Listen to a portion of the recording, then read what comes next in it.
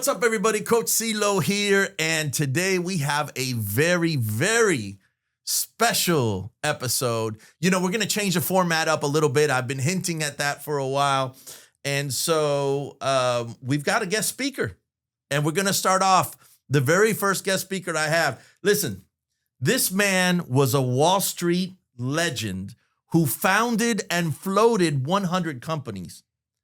I want to put this in perspective. Before the Wolf of Wall Street, and everybody knows I'm a big fan, right? Before the Wolf of Wall Street, there already was the Lord of London. He's been a guest speaker in the British Parliament and a regular on CNBC, the BBC, Fox Business. He was featured on the season finale of American Greed.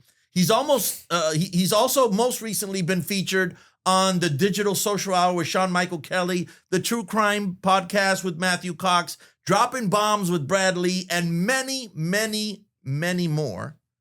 And now we have him right here. Guys, I want you guys to welcome the Lord of London, Ross Mandell. Welcome, brother. What's shaking, Chris? I'm so excited to be here. I wish you would just keep talking about me. It's good for my, it's good for my self-esteem. But what's funny is it's all true. It is true. It is absolutely. I'm so blessed to have you as my very first guest here on the No Bullshit Six Figure Sales Podcast. I love it.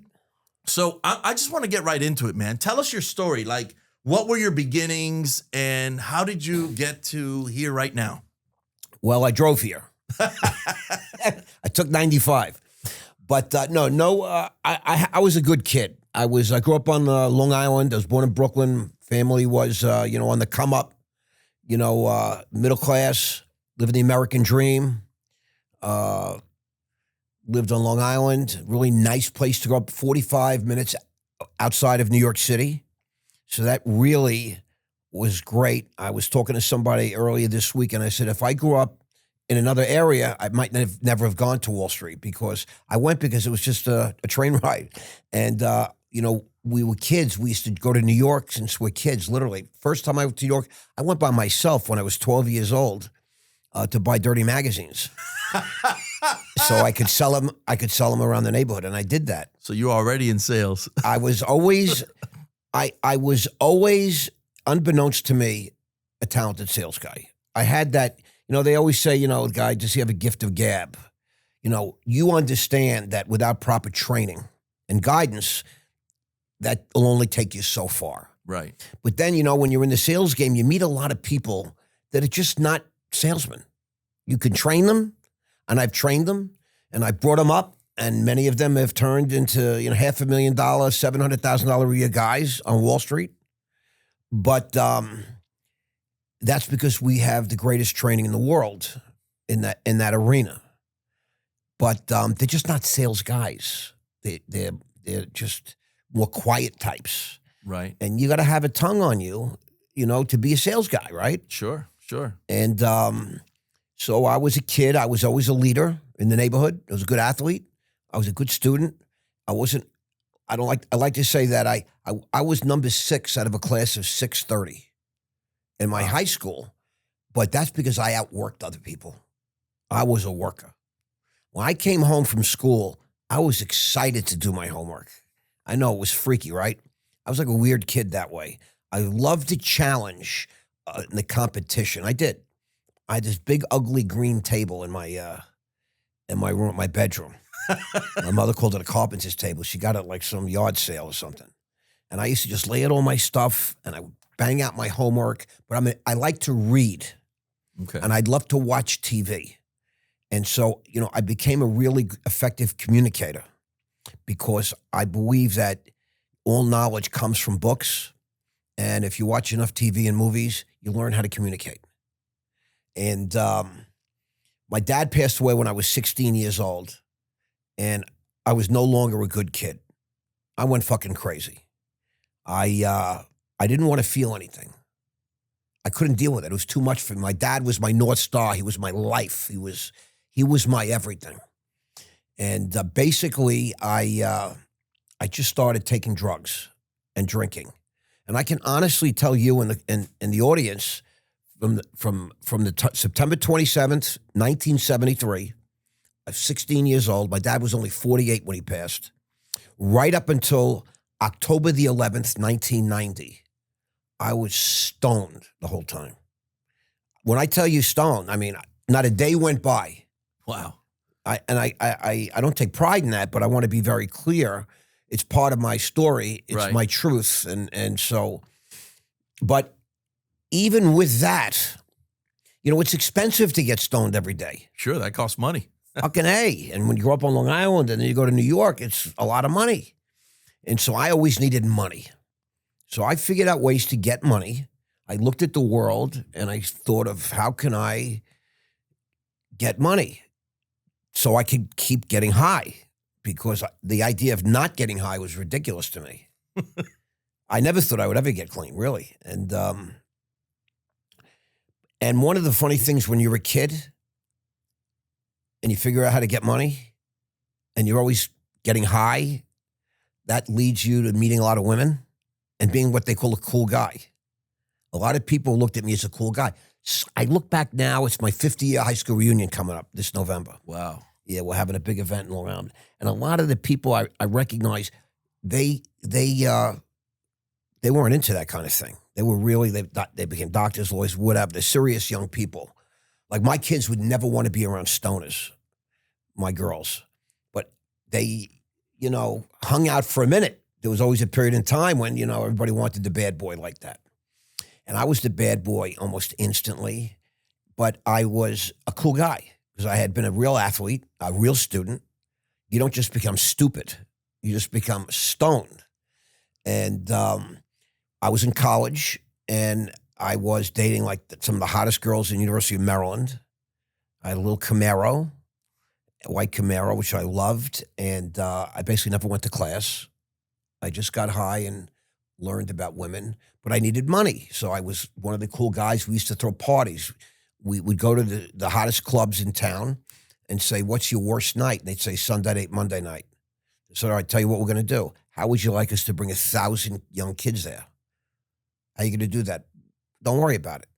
We want to charge $10 each at the door, and we want to get some of the bar. And it was a negotiation, Right. So you're becoming a promoter, basically. I became a promoter, and then we would just run around and print up invitations, flyers, and sell them $10, $20, and today it would be much more. And 1,000 kids would show up on a Sunday night in Washington, D.C. at the place called the Pier. Wow. And we would carve it up and everybody would make a few grand. A few grand when you're in college, a lot of money. Hell yeah. And so I get out of school and my dad had been in a business, a handbag business, ladies' handbags. I didn't fucking squat about handbags. Could care less. But they said, I got to sell handbags. My uncle and his crew that were running this company, out of an obligation, felt, what is we going to do with this guy? Everybody knew I was a problem at this time. Everybody knew that I was using drugs and alcohol. I was out of control. Everybody knew. And, but I guess I had an obligation to my mother and to the rest of the family, because my dad had started this company and he was a full partner. And and it was his plan, he drops dead at 48 years old. And then my uncle started making $1 million a year. And, he just figured, give the kid a chance. The first day I come in, they hand me a suitcase. They show me 8 different bags, cheap plastic, what they call polyurethane bags. A shoulder bag, a clutch bag, a tote bag. Tell me the names and say, okay, here's a list of spots we want you to go to, an address, a floor, and a name. These are the buyers. We don't expect you to get any orders, but we want to show you what you face. They want to get rid of me. They're trying to get me to quit right away. But I'm not the type that ever quits. I'm like Nelson. I'm like a Jack Russell, a pit bull. Try to get a bone out of a pit bull's mouth. So they give me this suitcase, and I go to my first appointment. I lay out these bags, and I have nothing to say. I don't know anything about it. And it doesn't go well. I'm trying to be affable. I'm trying to communicate. Right. I understand what selling is at that point. And of course, I was high. I smoked weed on the way into work. And Now, just up until that moment, are you just relying on your natural ability of gift and gab, or had you polished yourself up in sales a little by that point? zero. Okay. Just wanted to kind They of. wanted me to fail. Okay. They literally spent 10 minutes showing me these different bags, telling me what colors they came in, explaining the costs. I don't know anything about any of this, and sending me to these like 4 places. And I go and I just put the bed. I'm trying to say these are great bags. I work for Mandell and Gildan. He's a really top guy, top sellers. We do business in 500 stores. We're big in this company. We sell in Edison and Walmart and all these different things. I'm telling them. I don't ever lie. You never tell an untruth ever when you're a salesperson. You never lie. Okay, and but even then I would never lie. So it's a very interesting story. It's like what I call a selling 101 based on this experience, and it's helped me in Wall Street in my life. The first 3 meetings, I take out the bags, I put them on the table. The guy comes in, shakes my hand. The woman, there was 2 men, 2 women buyers, and we look, and they look at me like I'm a moron, and pack it up. All right, we'll get back to you. Or not for us. You're a nice kid. Not for us. I'm 21 years old. The 4th meeting, it was a place called Joyce Leslie Shops. A small little, crummy, low-end sort of shoe store, boutique, and everything else. Woman comes out. She's very nice. And by this point, I'm really upset. Because I realize this is ridiculous. It's like, I felt like it was stupid. Why would you want to do something like this? I don't care. I have no knowledge of ladies' handbags. I don't know anything about this kind of thing. And the lady comes out, and we're talking, and she's asking me, and I said, listen, can I just be straight with you? And she looks at me like, sure. And I said, listen, my first day. My dad was David Mandell. He owned this company with my Uncle Harvey. And these people, they really do good business. They make money. And they have bags that sell. And I just went to 3 other spots. I took out the sheet. And I said, I didn't even really have a conversation. I don't know anything about it. I feel like they just wanted me to experience what this is like. And I'm sorry if I'm wasting your time.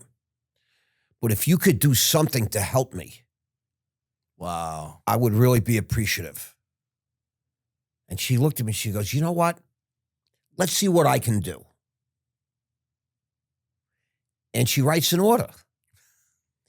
And she orders 12 dozen. She goes, I'm going to take a gross. And I'm like, I'm sorry, man, what's a gross? She starts laughing. She goes, you really don't know, do you? I said, no.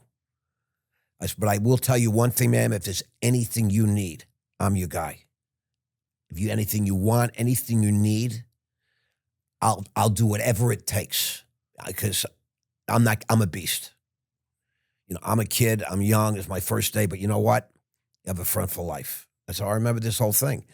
And she writes an order, and I go back to the office, and they said, what happened? I said, no cell phones in those days, no Google, no computers. This is 1979, January of 79. They go, so how was it? And there was like a whole office waiting for me. I said, not bad. I said, really? I said, yeah, I got an order.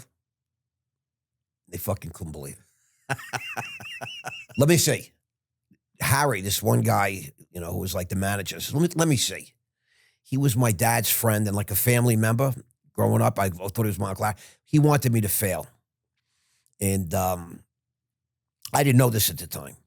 And it turns out I got an order. And I don't even know what the hell I'm doing. And I just gave him the order, and I went back to the office, my little office they gave me. And why'd they want you to fail? They just wanted you to... Listen, I understand now. Imagine you have a company, mm-hmm. and, someone in, one of the members of your company dies, and he was a partner or a valued member, family even. And, the kid comes in years later, and he's a problem. Okay. He's a drug and alcohol problem and a behavior problem, and but he's family, and you're an obligation to just give him a spot. So you can't say no, but you don't necessarily want them there. You just love to, say I did what we could. Cynthia, Right. we did what we could, and to make a long story short, I saw that it's not so hard. The fuck are these guys doing? They sit around all day, basically. I never saw people that were so lazy. Most of their time, they do nothing. And then they actually had a hot line. They had this leather line. They were the first people to put a genuine leather ticket on a bag that retailed for under $10. They had a clutch bag. Women holds it no shoulder. It's a carry bag, small. Right. But in those days, everybody wanted to have leather bags. So these guys engineered. This was one of my father's idea. He created this whole thing that you could go to South America, Panama, et cetera, Central America, and buy hides from diseased cows. You buy the stuff that normally they would throw away, and they used to ship it in container loads. That's how much they were buying of the shittiest leather, genuine leather you could buy. Shipping it to Santo Domingo, to the Zona Franca, the free zone. And it's about a 90-minute drive from Santo Domingo, 60 miles or so. And they had a factory there called Merengue Handbags. And Sure, I get it. It was a Dominican Jew that built a guy named Manfredo. And my job became, I had to sell, this is what the company did, and I ended up doing everything. 5,000 dozen handbags a week, 50 weeks a year. We had 1,200 people putting together these shitty handbags made of diseased hides from diseased cows. They would then ship them to, a factory in Brooklyn. That's where they landed in, right? You figure out all the costs and all that. They would hang them in this factory in Brooklyn, it's probably still there, was an acre under roof. And they had clotheslines. You know clotheslines like in the neighborhoods where people don't have dryers? With the clips, those wood clips, right? Yeah. They would clip these bags on the clotheslines and then spray paint them. And I kid you not, there were times when I'd be in Manhattan, walking on 34th Street when it started raining, and I would see one of our bags, and I'd see the friggin' dye coming right down the lady's coat. Oh, no. Yeah. They were garbage. But on the ticket, it said genuine leather. Which is true. It was true. And they were the first people that ever did that to retail under $10, $9.99. Tom McCann, the famous shoe store, 5,000 stores in Worcester, Massachusetts. So what happened was, after that, they saw that maybe I had some upside. But Harry always felt I was competing because I was blood, and he was just like the neighborhood friend. They all grew up together. These people were lazy, lovely. My family was my family, but I never met people so lazy. We basically sat around all day and waited for buyers to come in, and once in a while we'd go out and sell stuff. But when the big line came out, they would go out and sell, to J.C. Penney, to all the big Kmart was a big store order, Kinney shoe stores, 10,000 shoe stores. And, they would send a feature of a shoe that they bought, right? We're featuring. And then we would make a bag to match in shitty leather, but priced really cheap, and women were buying them. It was unbelievable. And so after a few months, they put me on the road. Instead of them traveling, I would go service their accounts. I would get orders, $1 million orders, but there was their accounts. And now I'm the one traveling. So the cool thing was, this is before Google, before cell phones, before computers. I would go on the road and I'd get orders, $1 million orders, right? And they were getting paid like between 8 and 12%. And they were paying me, I was doing well. I started out, making like $600 a week, like 30 grand. And then quickly they had to bump me up because I was getting orders. And then the big thing was, there was a big book with a listing of all the retail stores, right? They have these books in the Garment Center today, the accessory markets. And I basically cold called. And I got an appointment at a store called Bradley's in Framingham, Massachusetts. Now, these guys were selling to every one of these little chains around the country, but nobody was selling Bradleys. And I asked around, and nobody even tried. They looked at me laughed, good luck. You're not going to get it. I flew up to Framingham, Massachusetts. I got Quaaludes in one pocket, weed in another pocket. This is before TSA, so you can get on a plane with drugs and whatever you need. And I landed at Logan Airport, rented a car. I have 4 big suitcases. I drive to Framingham, Massachusetts. By this time, I have a good little pitch. I've got a good, rap about this particular. This was the good line that was being featured in all these stores. We're actually selling. And it's before computers and before they had, inventory management, point of sale, all these different things came later. Basically, buyers would have to figure out what sold, what didn't sell. They didn't know. You could tell them what you want. Handwritten list, right. They do like the bullshit inventory and with morons doing these different things. And so this was a young guy. He was a young, cool guy. And we're talking. I said, listen, I'm staying in town for a couple of nights, maybe you want to go for dinner? I go, my treat, They gave me an American Express card. Huge mistake. And so I went out for dinner with this guy. We were drinking. And next thing you know, I think we did a couple of lewds. I think we got some blow eventually. We got some women. And to make a long story short, we became friends. But before I left Bradley's, I got a $2 million order. Whoa. Now, this was not a house account where they had already been selling. This was yours. This is mine. And it's like they're you don't telling share me this one with anybody. Well, they're telling me it's an 8% commission. I found out much later it was over 12%. It was almost 15, crazy, but I didn't know. But I'm just thinking this is $160,000, right? Even if they just give me half 80, I think I was making around 75 by this time, $1,500 a week. Well, I'm 21 years old. Wow. I don't know what I'm doing still, but I'm starting in that business. You don't know what you're doing, but you like it. Right. Nobody knows what they're doing. No, I didn't really like the business because it was slow. It was stupid. Mm-hmm. I like to be busy. If I get up and I get dressed up in a suit and I go to the office, I want to do something. Otherwise, I want to go hang out.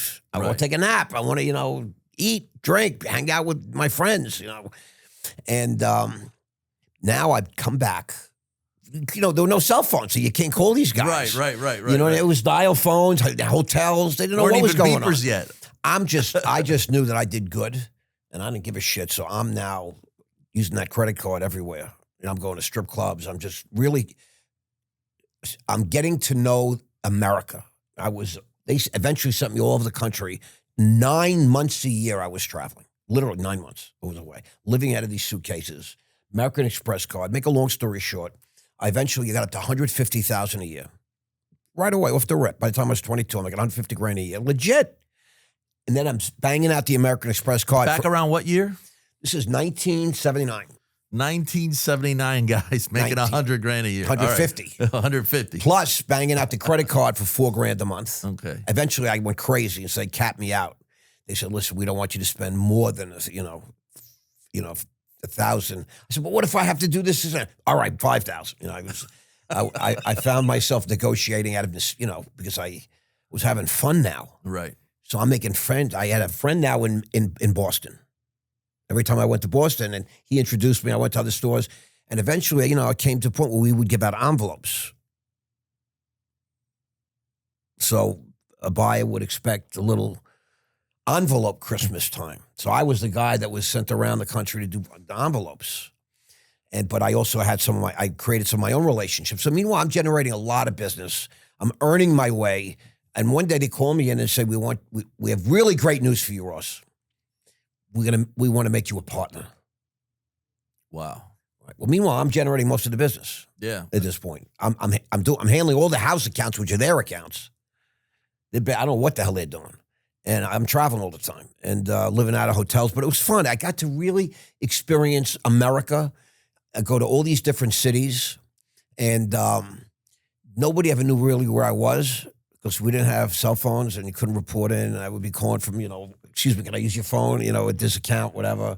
And I'd be going out for dinners. I didn't even know where I was, to be honest, until we got the credit card bills. And I had a circle where, account for it. And they made me a partner, which is a real sucker's play, because I'm doing 90% of the business. And now we split it 3 ways. But it was worth some money, and it made me feel good. And by the time I was 23, I'm a full partner in a business. Wow. $1 million business. Yeah, it was really, I thought it was cool. In the meantime, when I'm in town, I'm hanging out with my college friends that were aggressive, ambitious young men. My best friend, his name is Howie Craw, a very famous Lehman brother stockbroker. Now he set all kinds of records over there. He was my best friend in college. We go out, and he tells me he's going to become a stockbroker. And he got a tip. And so we bought a stock, and we made like 20 grand. And then we spoke to this guy. And I'm like, this guy's my stockbroker. He's a moron. He's talking to me because I'm already in business now, and I'm used to talking to people, and I love the phone. And, I grew up in a generation, Chris, where we actually call people. We don't text. We don't email. We don't type. We actually have to speak to each other. I found the phone became an instrument. I am very intentional when I'm on the phone. Even when I call Nelson to say hello, even when I call a friend, I'm very intentional, because at one point I become a telemarketer, cold calling stockbroker. And I was trained by the guys that basically created that business. There were 7 guys that they called the Lehman 7 that basically created. Okay. They got approval from the FTC, the Federal Trade Commission in Washington, to solicit securities via the telephone. It was a whole big thing in America. So for the first time ever, Wall Street's about to meet Main Street and vice versa.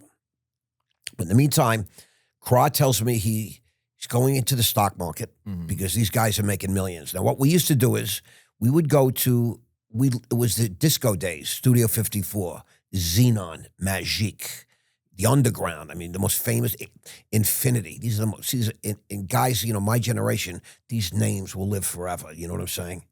They made movies about them, and we were right there. And, there were guys that 10,000 people would line up on West 54th Street to get into Studio 54. And there were guys, they would pull up in nice cars, and everybody would stop, and they'd get out, these good-looking men with these super hot women, super hot, the prettiest girls you ever saw, and movie stars and all that. And they would part the ropes, and they would be ushered in, VIP. And I would look at that, and I would salivate. That's how I became this guy that I become, because I was very big into movies and television. My father passed away. He was my North Star. He was the father figure that I was supposed to look to for guidance, that didn't have a fucking agenda. Didn't want to use me or whatever. Right. A legitimate man that cared about me and gave me good guidance. So I became Tony Manero from Saturday Night Fever. I learned how to do the hustle and all those dances, and I wore those outfits. I became, Tony Montana from Scarface. I became, Rocky and Rambo. I wanted to be these guys. But when I saw in the world of New York nightlife, the disco nightlife, the guys that had the best tables with the hottest women, that had just rolls of money, that drinking the best champagne, and I would go up to them and say, bro, if you don't mind me asking, I'm sorry, I don't mean to interrupt, but if you don't mind me asking, what do you do? It's like the guy that has the social media. That's what he does for a living. He stops and he asks people that, but you were doing that back then. Oh, yeah, because we didn't have social media. We didn't have anywhere to know anything. So I would say, I'm a trader. I work for Morgan Stanley, or I'm a stockbroker. Or I'm a banker at Goldman Sachs. I'm a stockbroker at Oppenheimer Company. And it was just like unbelievable. The guys that had the showiest stuff, the most money, and the best cars, the hottest women, they were wearing Rolexes and Patek Philippe and all these fantastic things. They were all Wall Street related. Meanwhile, my best friend is going to Wall Street. He goes to Merrill Lynch.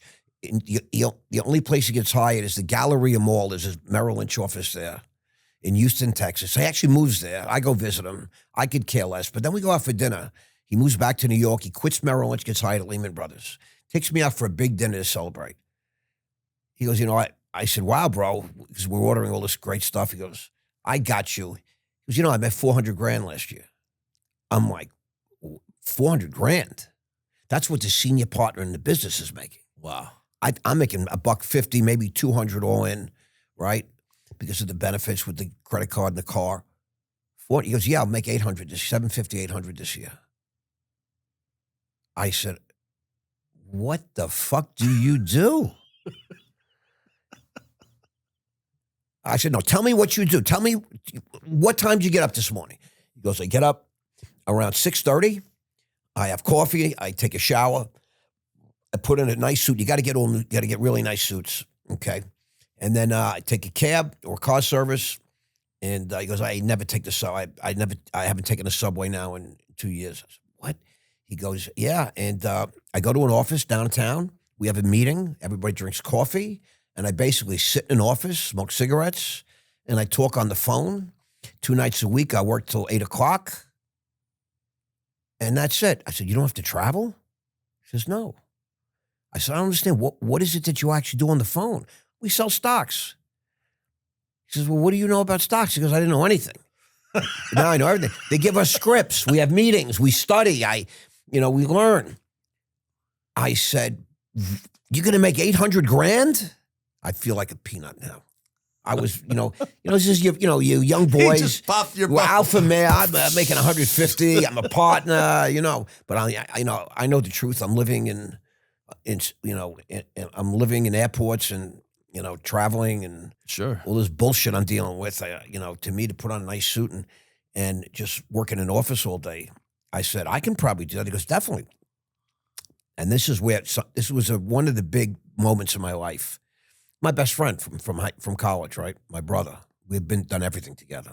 So many things I can't even talk on your podcast about what we've done. That's how bad it is. And Cry, little shout out, bro. I said, can you help me? And he looks at me, says, I'm sorry. What does that mean? My brother, I really can't vouch for you. Oh, that's a gut punch. Because I was a drug addict. Yeah. And I was an alcoholic and I was unstable. And it was very important in that world. Meanwhile, the biggest drug addicts in history are on Wall Street, but they manage it. I was really wild. I'm still a little For wild. somebody in that business to say that you're too wild for them. Too wild. Is wild. Yeah. Fast forward later on in my career, after making tens of millions, I get sober and nobody even wants to talk to me because I'm sober. Then it's too much. No, it's like if you were in AA and you got sober, you're a freak in that business. Everybody wants the guys that are drinking scotch at their desk, in a flask and going out with the boys and doing a little blow. But you put on a suit, you act as if, and one day you become that guy. And, that guy is typically a high net worth, big earning stud that does what, they think studs do. So this was a big moment. I then turned on him. I said, really? That ended my friendship with him because friends should help each other and vouch for each other. And the guy would have done anything for me if I was clean or getting clean. But I did not even remotely understand that I had a problem at that point. Oh, wow. I'm 23 years old. If anything, my success in business now is fueling my drug addiction. Now I can afford cocaine, expensive women, the most expensive restaurants. I bought an apartment, the whole thing. And so I said, all right. And this is where, I give myself credit. Somehow, some way, I got myself into the best training program in America. The whole world is trying to get into Wall Street. Was it the Lehman one you were talking about? No, they didn't even have a train. They only poached people. They didn't even have most big firms had no training program. Okay. The two big ones were Merrill Lynch and E.F. Hutton. Okay. And E.F. Hutton had that great slogan, when E.F. Hutton talks, everybody listens. People listen. And the CEO at that time, they had 150,000 employees around the country, around the world. They were the second biggest firm in the world. The CEO eventually came to work for me. How about that? Wow. So I became a big deal 15 years later. So now I get into the program. I talk my way in. And there's 12 people in the training program when I start in New York, but 150 people nationwide. We were all class 101A or whatever it's called. I don't remember now. 150 people. And basically, you get hired. I started in August of '83. And the first day they hand you, and this is very relevant to your podcast, they give you a 3-page printout sheet, single-spaced, of all the books you need to read and the people you need to study if you want to become a top sales guy. You know, the first one was Napoleon Hill, Think and Grow Rich. Of course. And then Dale Carnegie, and then Zig Ziglar. And the list went on and on and on and on. And we became, I devoted myself to studying sales. Nothing to do with the business, Wall Street.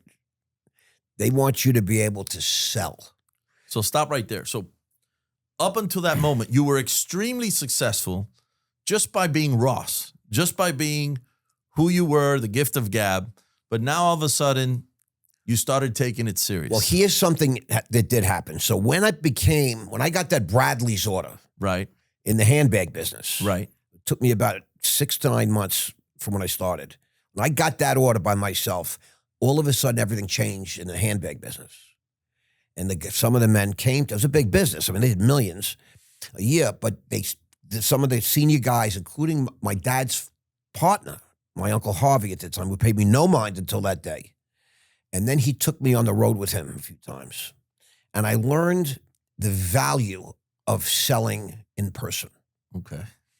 About selling. When you want to get a real order, when you want to do real business, you don't wait till they come. Everybody in that business waits until the buyers come to the town and go do all their stops. He says, when you want to do real business, you go to their home, you give them the home court advantage.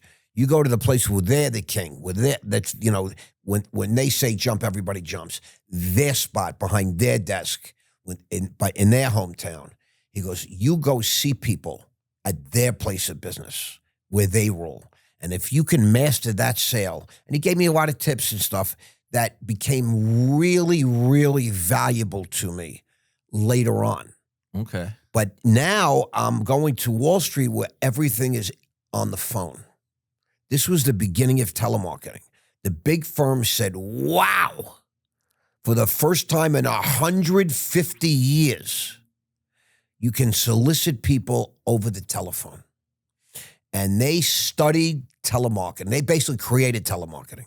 They created a Bible, which essentially what you learn is, if I'm going to call you on the phone and pitch you something,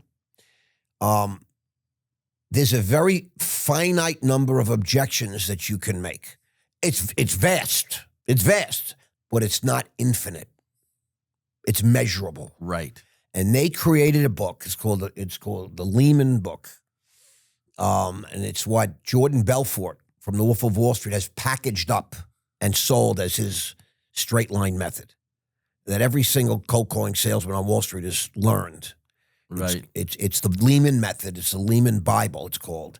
And that Bible has been put together over since 1979 when cold calling became legal. And if you get mentioned in that book, like you're a god in the business. And I'm mentioned 3 times. What? Yeah, well, because I had some original, the way you address objections. Okay. I'll share one with you when we're done. In a minute, we get there. But so now I get to Wall Street, and now I'm studying the art of cold calling, of selling over the phone. I never really sold over the phone.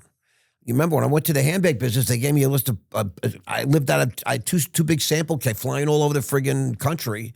And then when after that Bradley's order, they sent me to South America, to Panama, to show me how we buy these hides from these tanneries of diseased cattle. I rode on the ship, the container ship, for 3 days to Zona Franca in DR. in Santo Domingo. And then at one point, I lived in Santo Domingo for 6 months and went to the factory every day and studied how the bags are assembled and all the components. So the idea was that it was going to be my business. Everybody wanted, this is my company. Manfredo loved me. I'm young and I'm coming up and I bring this big $2 million order. It was like, whoa.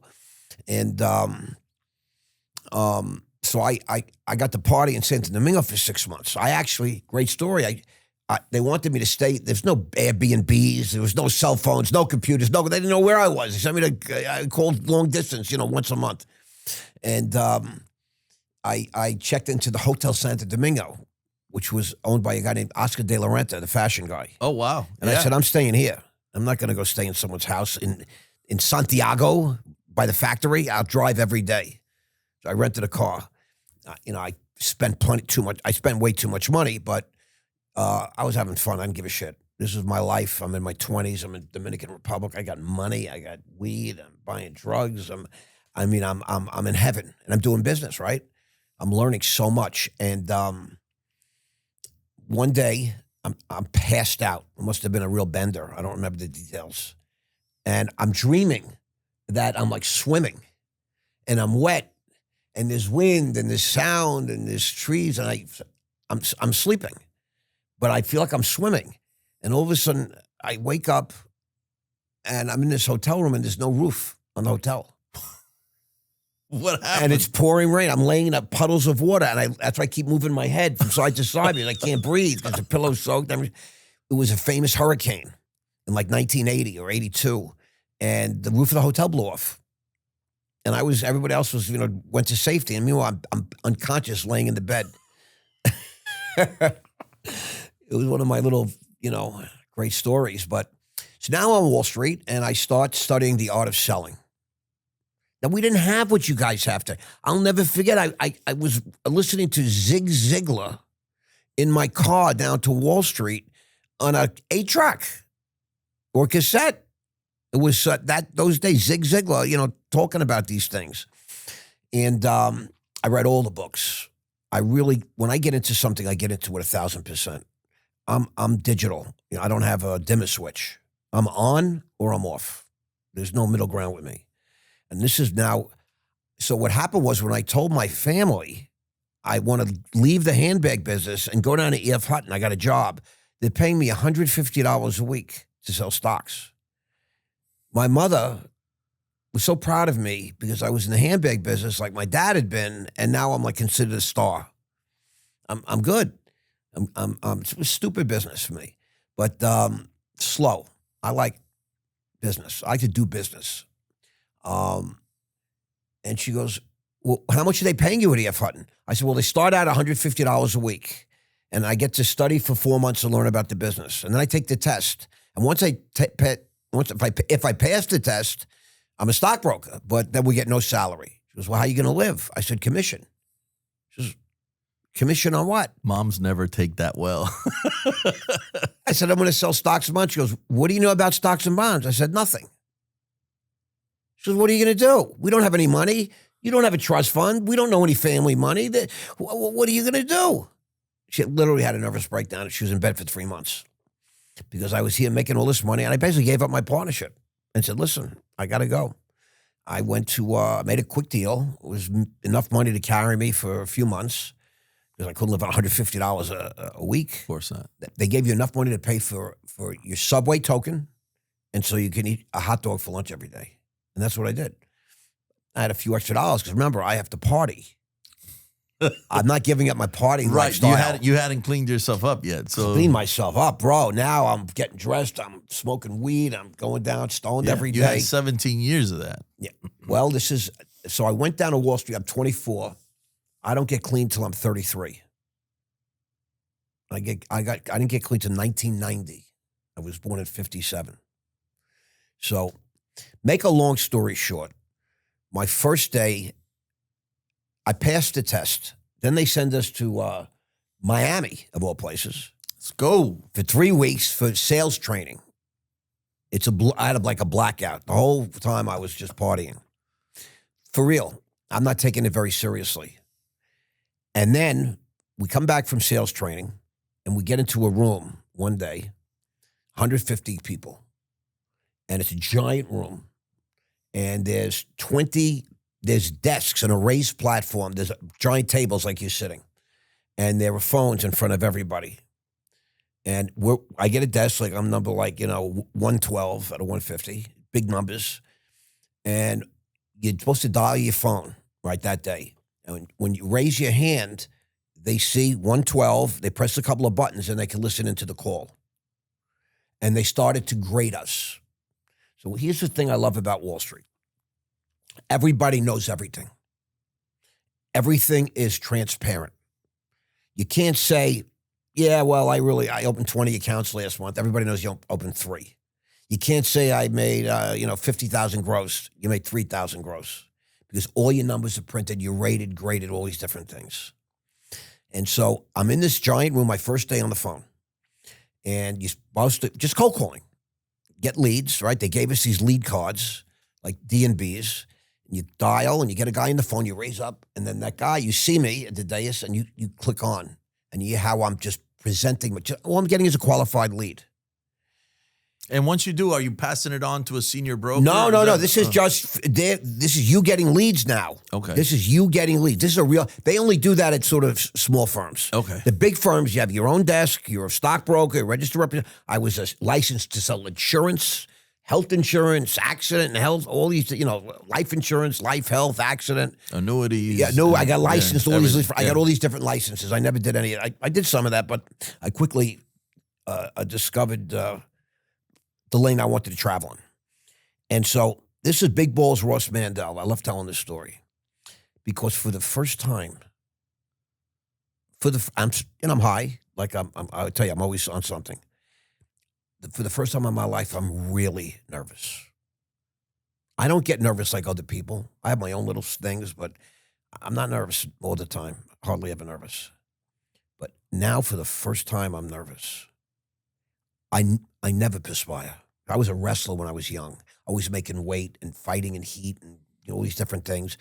And that's just my body like that, right? And I saw pictures of you. You were pretty bulky. But I was a really gifted, strong, I was strong. a gifted wrestler when I was young. To make a long story short, I get a guy on the phone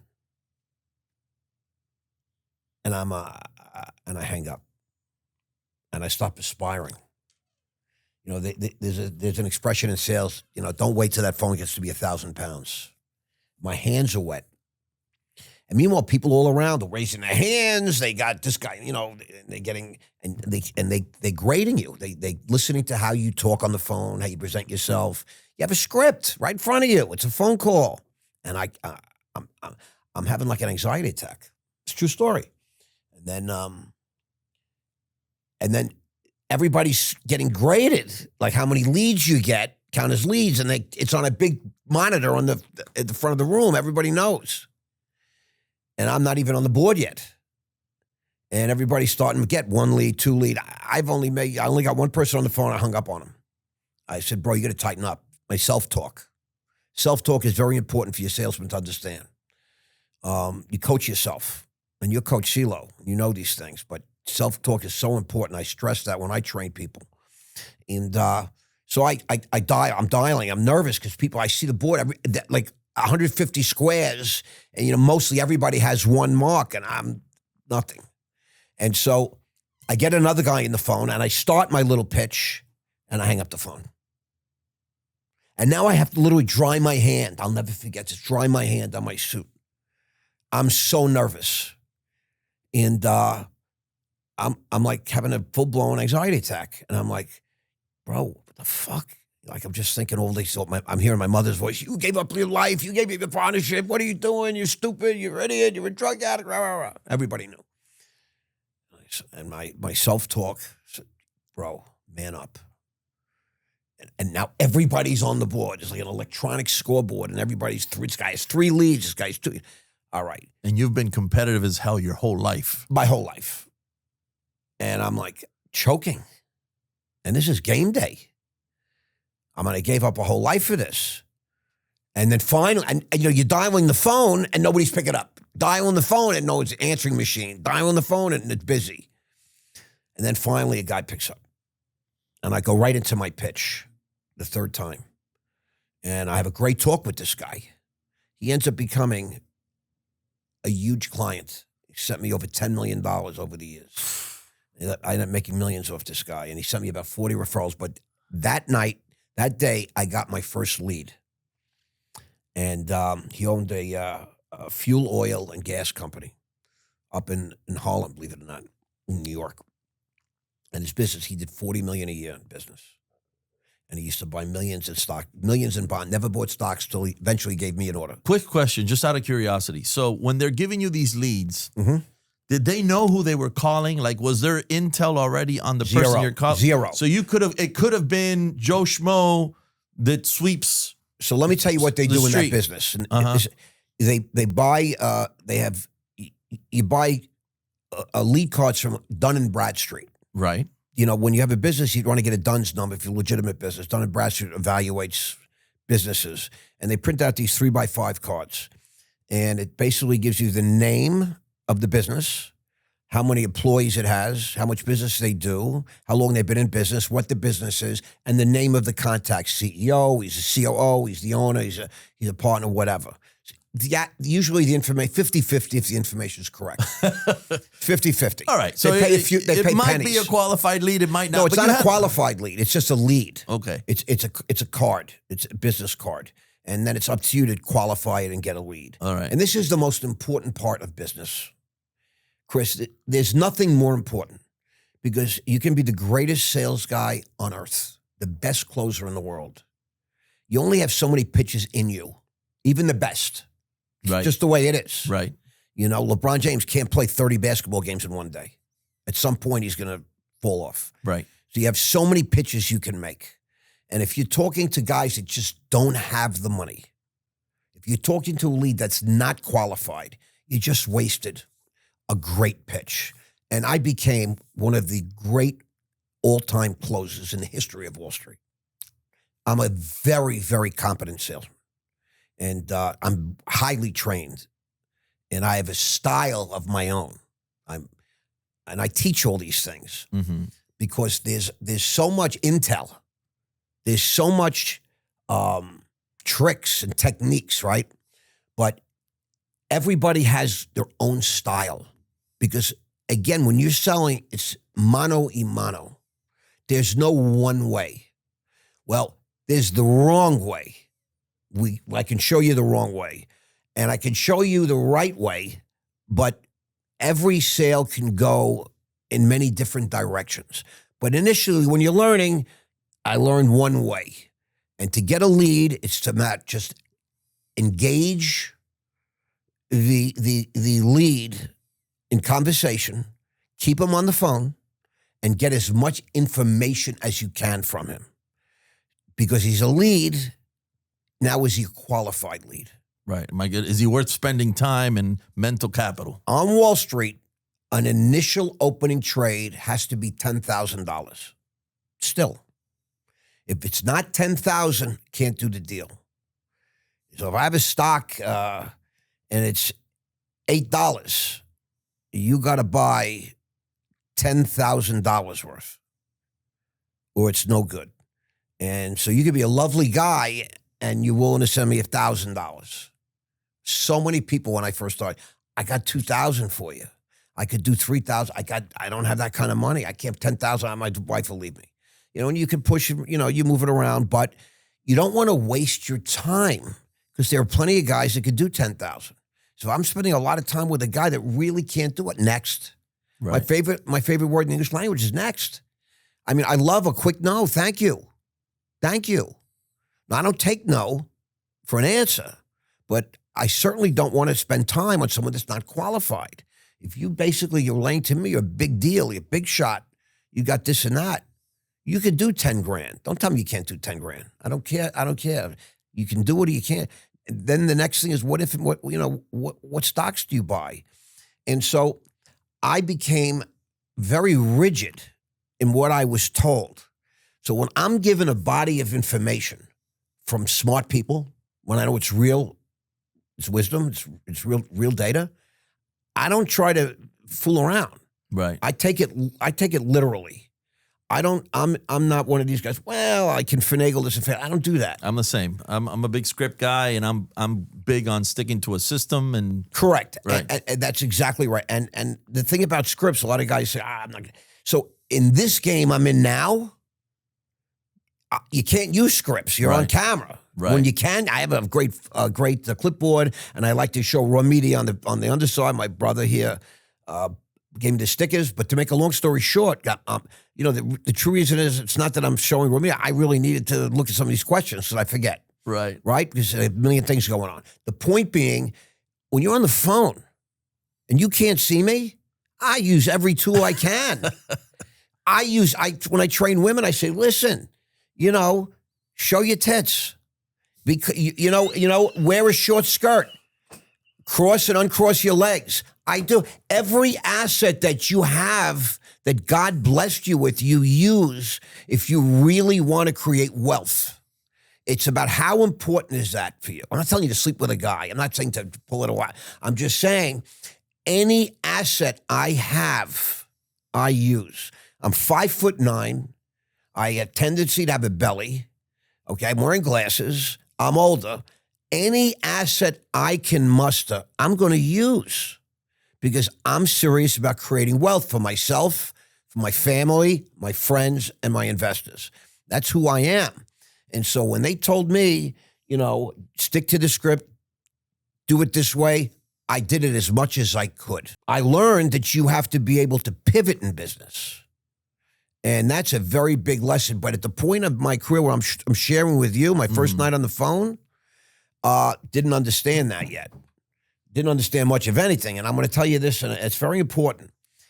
After the first week, we spent the whole week getting leads, getting graded, right? Right. Was Ross Mandell in the top 10%? No. 20%? No. 30%? No. I was like in the 45%. I was a little better than half graded, a little better than halfway. And everybody knew it. And all of a sudden, the chicks in the group weren't interested in me. Because everybody loves the winners. Everyone loves the top guys. And I was not, because my style was fake. I'm wearing a suit and tie. I'm trying to act like I'm some Wharton Business School, highly educated, highly polished guy that spent a year in Oxford studying abroad, trying to be slick, trying to be something I wasn't. And I would tell your people, and I tell everybody, it's really funny because how things come full circle, because that's what they teach you. They try to train you to be like that in law school, as doctors, as brokers, accountants. They teach you a certain way to behave, an ethos, if you will, certain tenets, a system, their system. And the most important thing you can do in sales is be authentic. 100, yeah. The brain knows when it hears the truth. You got to be authentic. What does Tony Montana say in that famous movie, Scarface?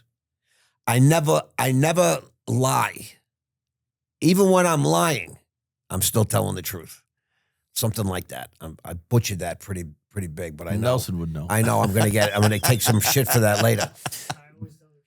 I always tell the truth even when I'm lying. There we go. Right. So that the human ear knows when someone is real.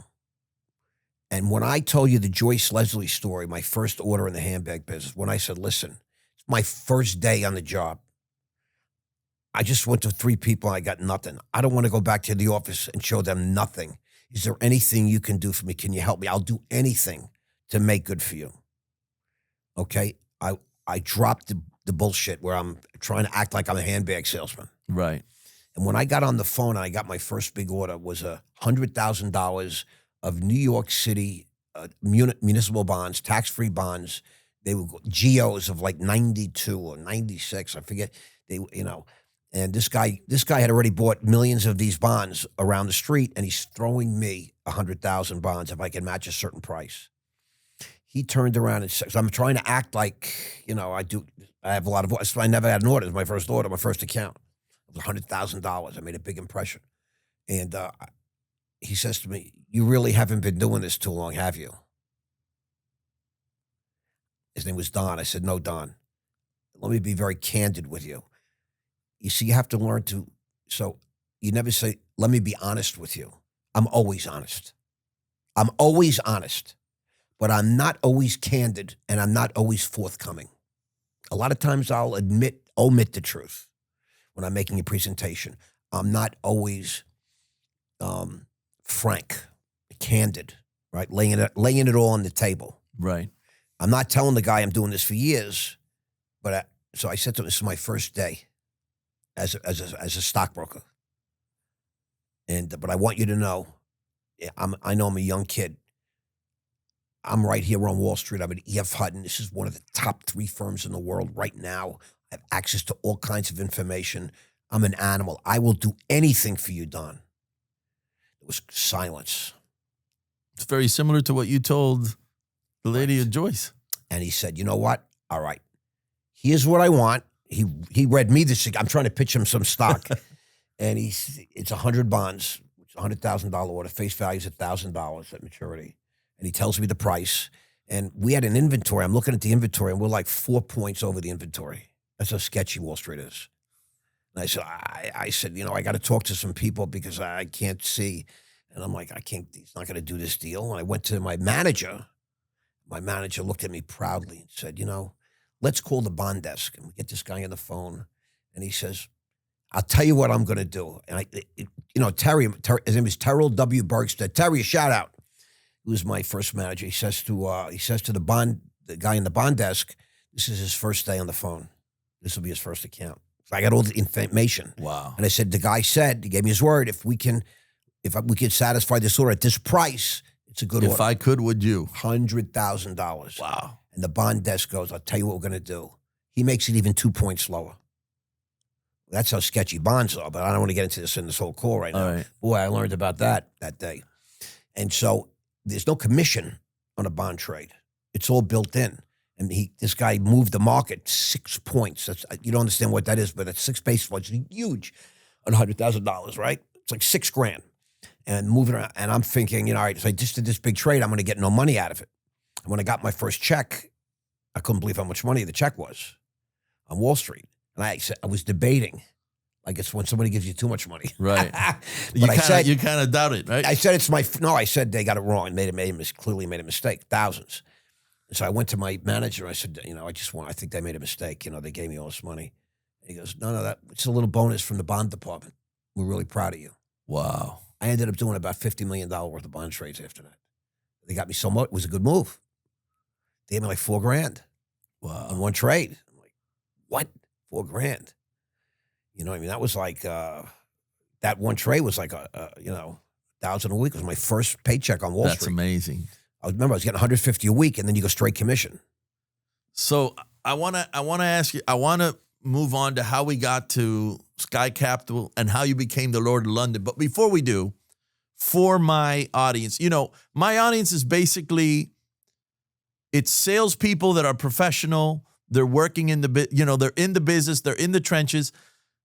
They either haven't reached 6 figures or they've reached 6 figures, but they haven't been able to maintain it, right? So I just what would you say before you owned companies, before you are the Ross Mandell that we're talking about, what would you say was the best month you ever had just in sales alone, selling?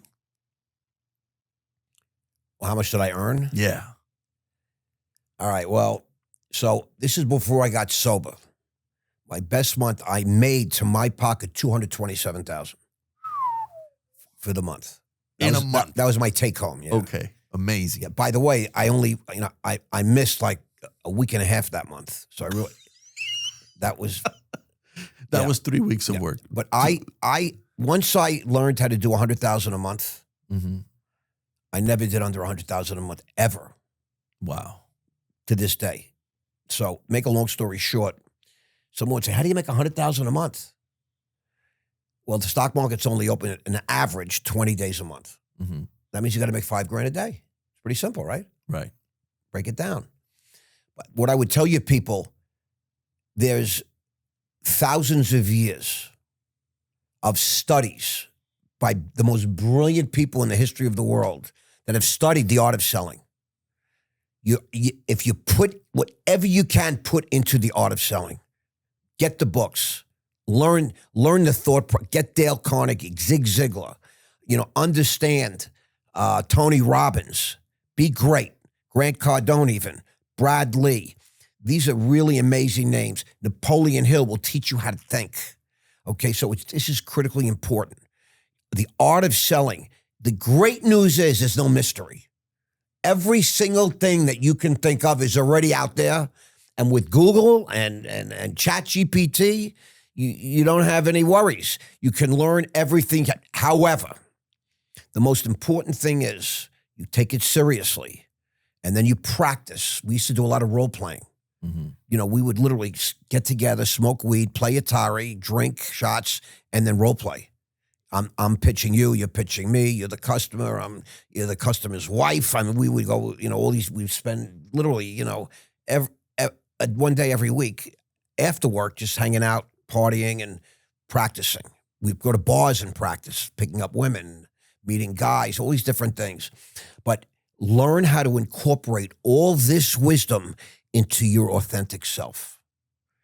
Be yourself. That's when I really started taking off.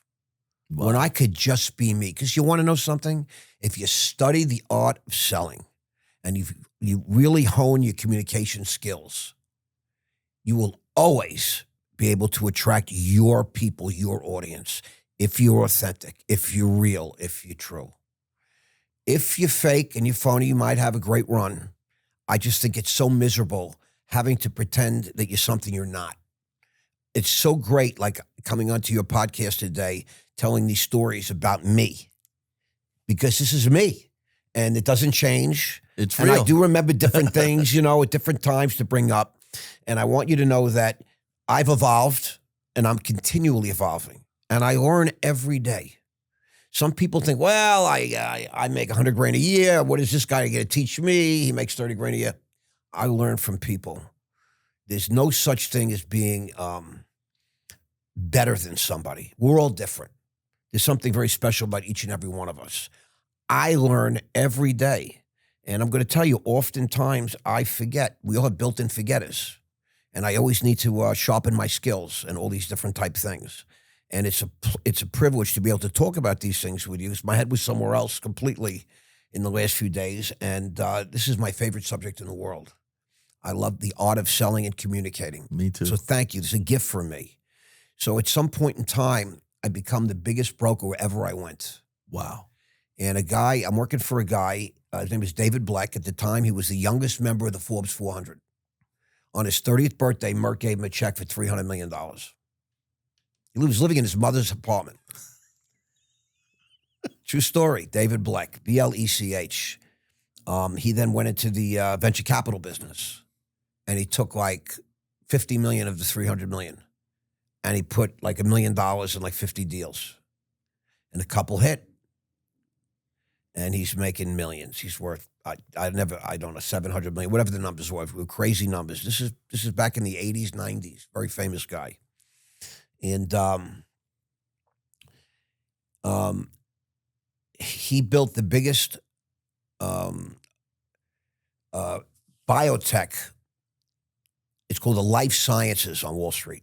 The biggest life science investment bank in the world. Wow. We had Nobel Prize winners walking around. We had offices in London, Boca, New York, Boston, L.A. Nobel Prize winners walking around. Lasker Award winners. That's the Nobel Prize for chemistry because it was life science, biotech. This was the beginning of the biotech world, right? The beginning of DNA and genes and genetics, chromosomes. We didn't know any of these things. This all happened, and everything starts. It's all happening in real time. In real time on Wall Street. That's where everybody comes for funding, where that's all the science comes running to us. We're going to fund this, fund that. It's very expensive to do research, pharmaceutical stuff. And I had a crew by this time of 12 people that, like a secretary type, an assistant, that confirmed the trades, talked to the customers. Beautiful girl, Hope, how are you? And then I had a couple of account openers and then cold callers, guys that dialed the phone and guys that closed calls. I didn't get on the phone unless the guy had like 50, 100 grand already. I was too busy. And I'm doing real business at this time. It's 1994. I'm already sober. And some bad things happened to David and the firm, and he went out of business, and he owed me $1 million. Literally owed me $1 million. Never said he didn't. He owed me. And I wasn't getting the money. And so I went to some lawyers I knew to sue him. And the lawyer said, all right, you have to bring us all proof that he owes you. I had to bring all these trade tickets and this and that, and dropped everything off on a Friday. They called me up and asked me to come meet them on Monday. And I went Monday, and they said, Ross, first of all, do you know what we do? I said, yeah, you're securities lawyers. You're really highly thought of. You're like the up-and-coming guys in town. He goes, correct. Our best clients all own their own brokerage firms. We are the attorneys of record for 14 broker-dealers in New York and other parts of the country. I said, okay. He goes, I want you to know, we want you to know, you do more business than all 14 of these firms. Why do you work for anybody? You're like we never seen anything quite like it. I said, well, I know I'm a big producer. And what happened was at D. Bleck & Co., I had this staff of 12 people. I used to give a meeting every day to give information to everybody and to get people pumped up and ready to get on the phone and do business. A morning huddle. Yeah, there's me and my 12 guys. And a couple of times, the owners of the firm, David Bleck and this guy, Steve Ross, shout out, fellas, would stop by my office and listen. And then David came to me when they closed me in. He goes, listen, I want you to give, we used to have a morning meeting every Monday and Thursday. The whole firm, 1,500 guys in all the different firms around the world. It's the biggest life science investment bank in the world. We would like you to speak at the meeting. What do you want me to say? Exactly what you just said to your 12 people. I said, please. Okay, so it was a Monday. We were doing a deal. I had to give the spiel to my team. And I went and I gave this big meeting in front of 1,500 people around in London. And everybody's piped in on the Squawk Box. And everybody went crazy. It was very exciting. And then at the end, sometime after the meeting, they called me in, the guys that own the firm. It's a big deal, this place. We're in the newspaper every day. They said, listen, we would like you to speak at every meeting. I said, what? That's what I said. What? I said, I'm not busy enough. You got me doing deals. I'm raising money. We're funding companies. And they made me a deal. They paid me $50,000 a month, apart from my commissions. And I was on a 50% payout on my commissions. They said, we're going to give you a 100% payout. And I was making about $200,000 a month. And give me $50,000 in salary if I just speak at these meetings. And I became the highest paid speaker on Wall Street in 1994. Because then other firms would pay me too. And other groups and other associations and this and that. And so I'm really excited soon to start speaking at events because I love it. I love an audience. And at first I was really nervous. So what do you want me to say? Just say, just pretend you're talking to your 12 guys. Okay. And talk about the stock market because that's something that I happen to have become very gifted. I see the market and I see something different than other people. That's the only thing I know how to say. And so at this meeting with my attorneys, when I'm suing David for the $1 million, by the way, I got a judgment against him for the $1 million, and I've gotten some of the money over the years, trickles in, but, he's hidden his money pretty carefully. So, and I don't chase him for it, but he owes me the money still. Make a long story short, this began I made the jump from working for people to owning my own firm. In 1995, I bought a firm called Roan Capital Partners. Roan Capital was, I paid $2 million for it. And then I raised a bunch of money. And then I brought in 3 young men, all like Nelson's age, and gave them 9.9% of the company. And we had the hottest run in the world in a matter of 20 months, 2-0, from start to finish. I got in, I got out. I made an enormous amount of money, $40 million or so, and met my future wife, had a great bunch of fun, and sold out. First time I retired. I should have stayed retired. That's all I'm going to say. So what I can tell you is selling is being a broker, being a sales guy is very different than administrating a firm and being an executive. Very, very different. And I did not have the competency. I did very well, by the way. I wasn't Sky Capital yet, but I did very, very well. But there's a separate just like the effort I put in to becoming a sales guy. Mm-hmm. I didn't realize at the time it takes that sort of effort to be a great executive. Okay? When somebody creates a platform for you and all you got to do is show up and speak and do these different things, sell, is very different than having to, do all the behind the scenes work to get all the, remember, this is a regulated business. Everything's measured. Everything is crazy.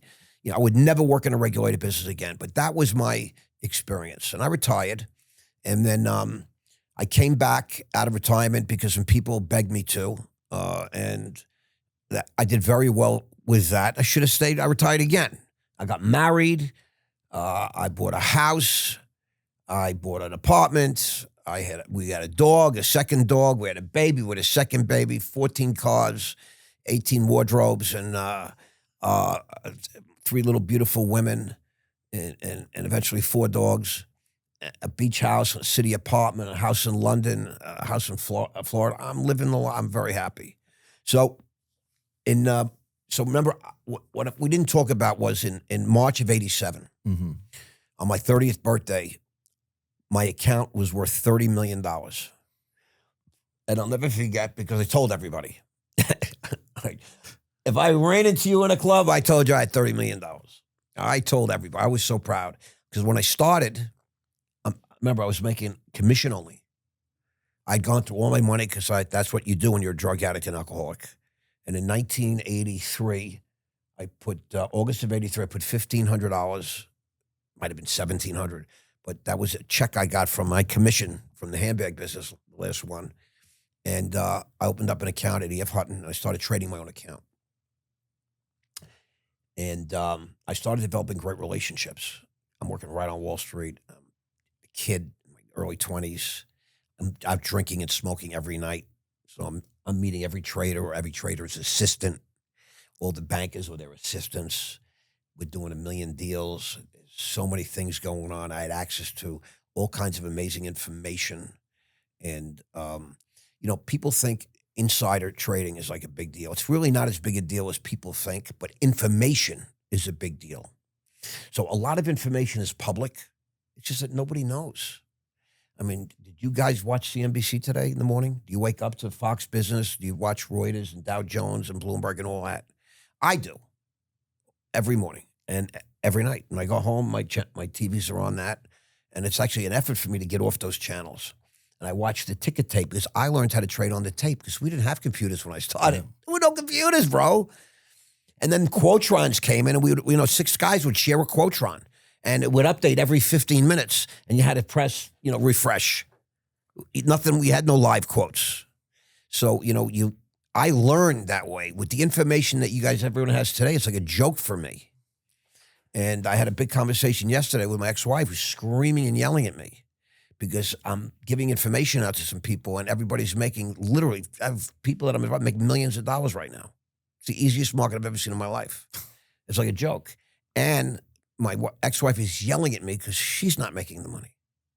Why didn't I do it for her? And I say, listen, I can't have a conversation with you that you're not yelling at me.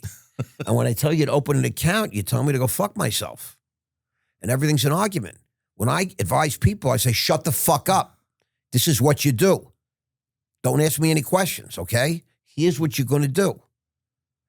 That's how I talked about it. I'm giving you money, making you wealthy.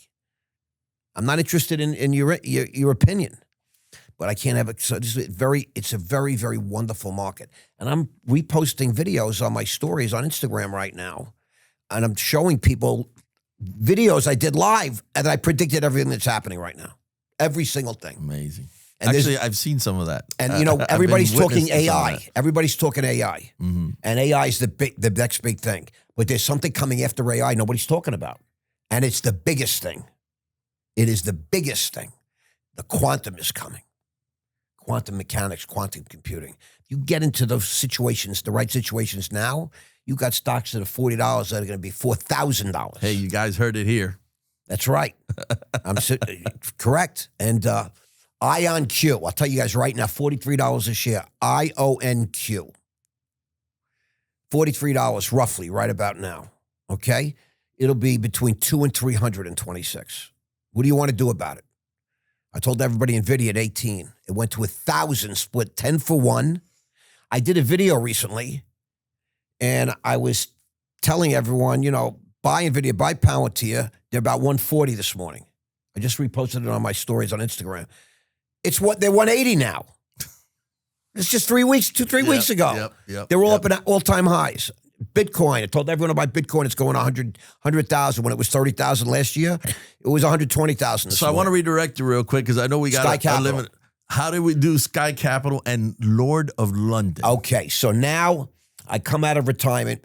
March of 87, I'm worth 30 million. Okay, March of 88, I'm worth 3 million. The crash of 87 happens. Wow. I'm blindsided. I never saw it coming. Didn't understand, never lived through a crash. Don't even understand what happened. Still don't understand. I was in a blackout for 3 years. It got so bad, I actually got sober. I went to rehab. In October of 90, when I checked into rehab, 28-day program, Silver Hill facility, I was now $1 million in debt. And my total assets were $4,000 cash. I carried in my sneakers. I got clean and sober, I owed $1 million. Never went bankrupt. Paid off every debt. To this day, I owe nobody any money. And came back out of rehab, and nobody wanted to hire me. They all wanted big balls, Ross Mandell, the guy that drinks and smokes and snorts and does all these crazy things. Like, I'm stone cold sober. It bothered people. Of course, 10 years later, it became very trendy. But my skills, my communication skills, my ability to talk shit, my abilities to convey, to persuade, to pitch, to influence other people is something that not only doesn't go away, I became much sharper, much quicker. It was just another experience now getting sober and going through life. I had clarity for the first time in my adult life. It was like I was experiencing everything for the first time. I eventually found life to become very easy. And by the time March of 2000 came, and that was the dot-com bubble, that was the end of the world the second time, I was ready for it. I saw it coming. I was short everything. And everybody got smoked. The Amazon, you guys all know and love, we all rely on, went from $330 to $3 in 5 weeks. Oh, my God. You could have bought Amazon. What a time to buy. The WorldCom, the biggest company in the world, went to zero. Enron, the biggest energy trading company in the world, biggest company in America, went to zero. Fraud. Lucent Technologies, A+ rated, went from 82 to 0. Bell Telephone Company. And the world was shaken up.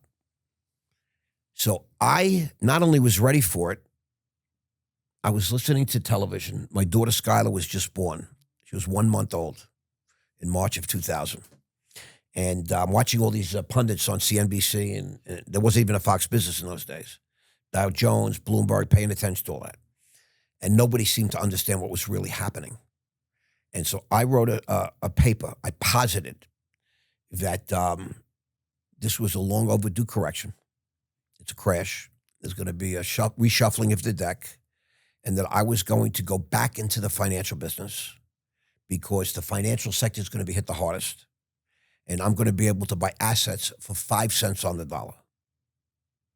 And I put that all together, and I called my lawyer. I said, I'm looking at my daughter Sky. I said, I want to start a company called Sky Capital. He goes, forget it. You'll never get that name. I said, do it anyway. Rick Root is my securities attorney. Rick, love you, dude. We play Wordle every morning. We compete in the New York Times game. And best securities attorney. We're building Raw Media, and Rick is going to be the guy that does our final prospectus and all that. And he says, oh, I don't know how you did it, but you got Sky Capital. I got Sky Capital Holdings, Sky Capital LLC. I told them we're going to go public on a foreign stock exchange. I wrote out a whole plan. And then I went to everybody on Wall Street, and everybody laughed at me. They literally laughed at me. And I was a partner at that time in a stock brokerage firm called Thornwater. I did not own the firm. If I wanted to own the firm, I would own the firm. I didn't want to own the firm. Robert Grabowski owned the firm. But the government later on said I owned that firm and secretly controlled it, which is horseshit. I openly advised, but I didn't want to own it because I didn't like the players involved. I just went there. I saw an opportunity, making tons of money, but the government said it was I was hiding my ownership. For what? Hide what? I just sold Ron Capital $40 million in front of your face. Did nothing wrong. I'm clean. Okay. So I was ready for this. The market got crushed 2000, 2001, 2002. 9/11 happens then, 2001. There was 6 pipes. 5 of them were destroyed that day. There's only 1 pipe left that went through to New Jersey. The stock markets were closed for the first time for 10 days. World War I, World War II, the markets were never closed a day. But on 9/11, these Arabs, these 19 Saudi Arabians, managed to almost destroy our entire financial system. 1 pipe worked. And so they were able to keep the markets open barely. And everybody was distraught, destroyed. And I said, you know what? I'm building a company called Sky Capital. I'm going to take it public in London. They hadn't done a deal in the London Stock Exchange for almost 2 straight years. I said, well, I'm going to do this deal. They laughed. But they said, screw it, give him a shot, thinking I was going to fail. Not only did the deal get done, June 15, 2002, it was the number 1 performing stock in all of Europe for 2.5 years. Wow. Number 1.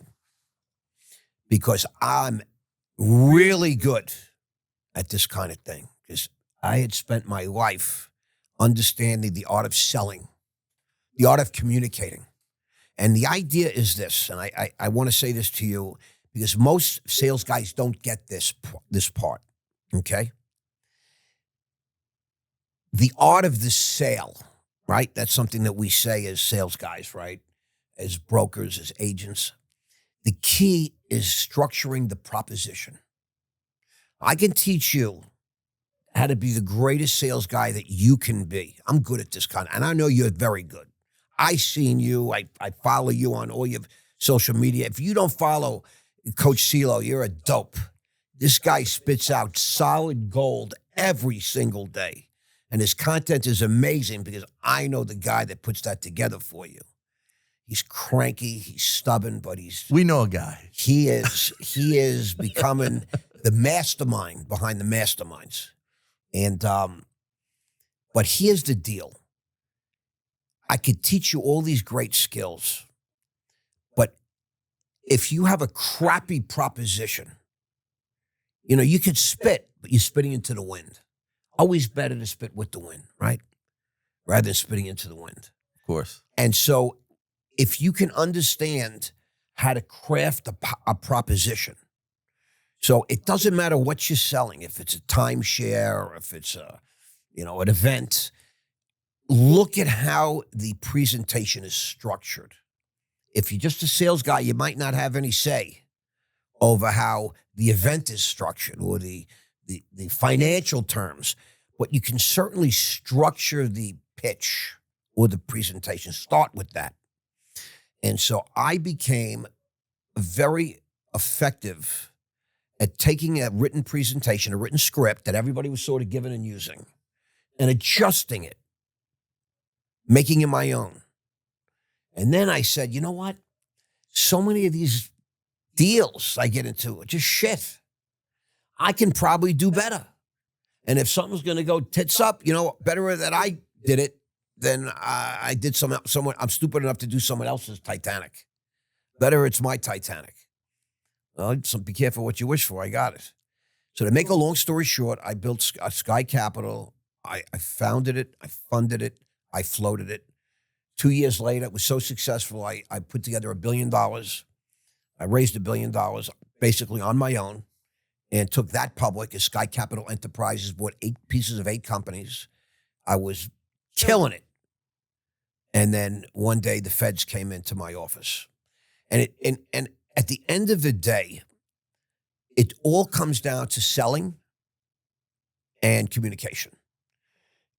If there's 2 tools that you need to become wealthy or successful. Whatever successful is for you.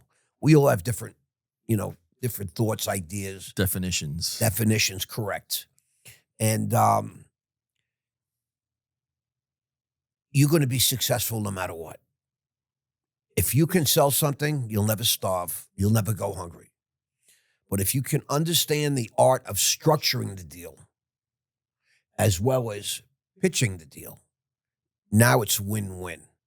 I'm in a part of my life where my definition of success is that my adult children want to hang out with me. And I was in prison. I did 112 months in federal custody. I was shamed on every national television. For bullshit. For nothing. It was political. I was a victim of the same lawfare that Donald Trump's going through, even now. Listen, the guy in the White House right this second, 32 felonies. He's convicted of. He has another 60 on hold. 60 on hold. 92 charges, felony charges they got him with. They hit him with. All bullshit. 32. These New York prosecutors. 2 prosecutors in New York decided what I was doing in London was illegal. Now, I got a question about that because I heard some. I don't know if is it true that in your trial or something, they had people from London come or Correct. And they said this man didn't do anything wrong. The London, I was eventually convicted of manipulating the London Stock Exchange while I was in London with no Americans. The London Stock Exchange came to my trial and said, nope, there's nothing, Mr. Mandell did nothing wrong. Nothing to see here.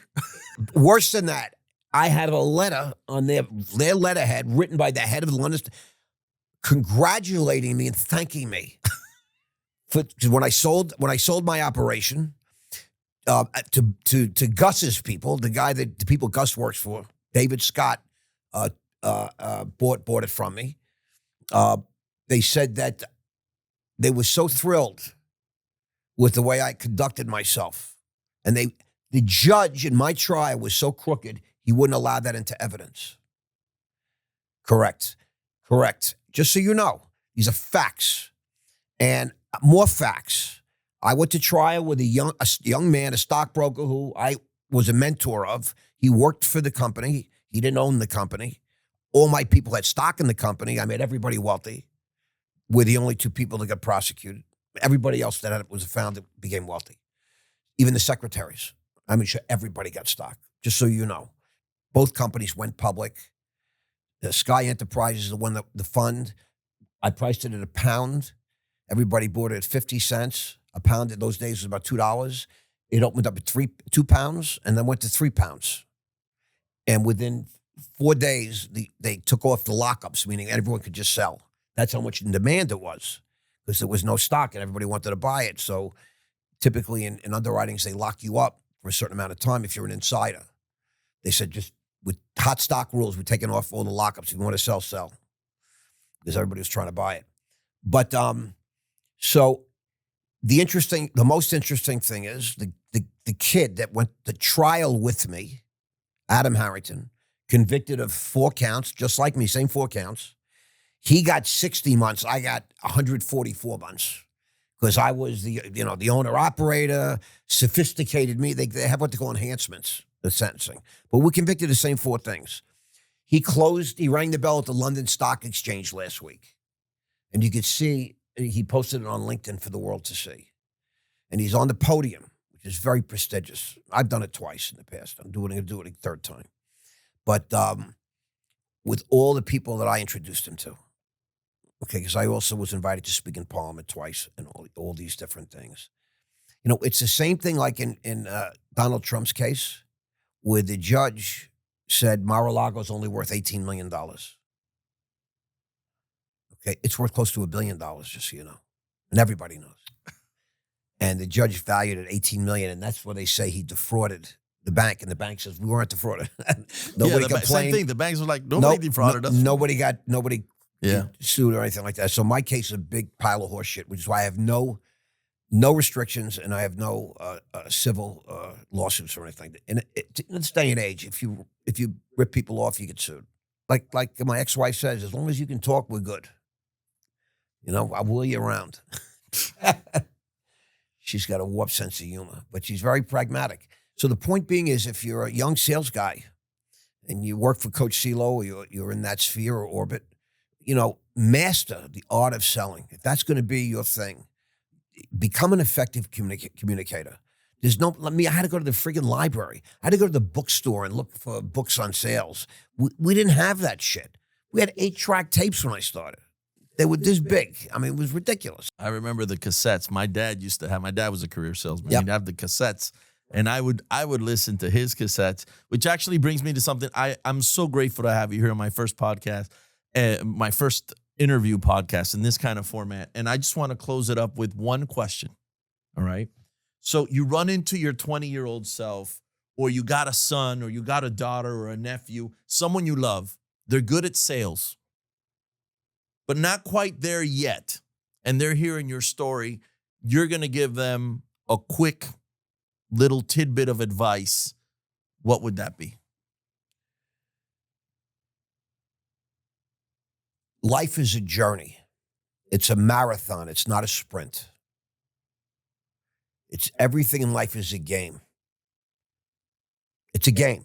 Don't ever take anything that serious, but play to win. Compete.